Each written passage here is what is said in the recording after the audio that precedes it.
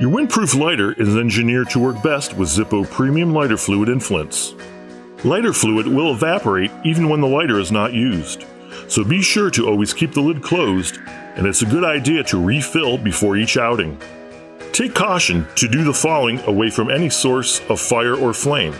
To fill your lighter, remove the inside unit from the case. Turn it over and lift the felt pad to reveal the packing material in the fuel chamber. Use an unfolded paperclip or small tool if the pad is too hard to lift. Slowly saturate the packing material with lighter fluid.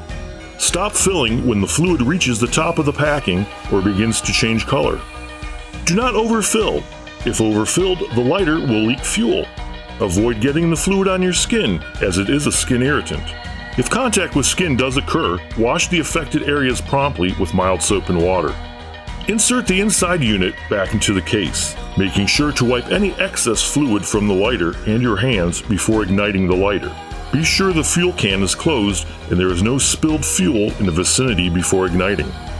If you plan to keep the lighter in your pocket, we suggest placing it bottom down. Using your thumb, strike the flint wheel in a downward motion to create a spark. If flame does not appear, repeat. Once a flame has appeared and you are finished using it, close the lid to extinguish. This lighter does not self-extinguish. Flints are something that need to be replaced, approximately every few weeks for an average user. To replace the flint, we need to remove it from the flint tube. First, remove the inside unit from the case. Using a small screwdriver or a coin, slowly remove the spring. The spring has tension, so be sure the spring doesn't fly away. Remove the remaining piece of flint by gently tapping the inside unit on a hard surface. Remove any stubborn flint slivers or residue with an unfolded paperclip. Insert a new flint into the brass-colored flint tube. Be sure not to confuse the brass tip on the end of the flint spring. Even though it looks like a flint, it is not a flint. Replace the flint spring and turn clockwise until tight. Be sure the screw is tightened so the lid can fully close. A tight seal will help delay the lighter fluid's evaporation. Retighten if the lid does not close. If the flint wheel binds after a new flint is installed, turn the wheel backwards a few times. You can keep extra flints under the felt pad for future use. Initially, a new wick is white. Over time, the wick will turn black from carbon buildup, which will reduce performance. When this happens, we need to trim the wick. Using a pair of tweezers or needle nose pliers, gently pull it up until the clean wick appears. Grab the wick as far down as possible to avoid ripping the wick. Trim the end evenly with the top of the chimney using scissors or wire cutters.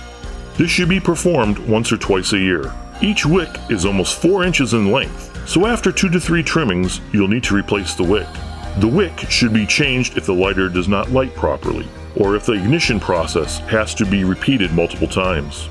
To install a new wick on a regular or slim model lighter, we need to remove all of the fuel chamber's components: the flint screw, felt pad, packing material, and the old wick. Insert a new wick either downward through the chimney or up through the bottom of the fuel chamber and bend the top portion of the wick over the chimney to hold it in place during assembly. Carefully reinstall the packing material in the same exact order as it was removed. Replace the packing material in small pieces, interweaving the wick between the padding in a serpentine or S pattern. The goal is to make sure the wick has as much contact with the packing material as possible. Reinstall the felt pad over the flint tube and secure it with the flint spring as previously mentioned. Be sure the flint didn't fall out during this process. Trim the wick evenly with the chimney height and reinstall the insert into the case.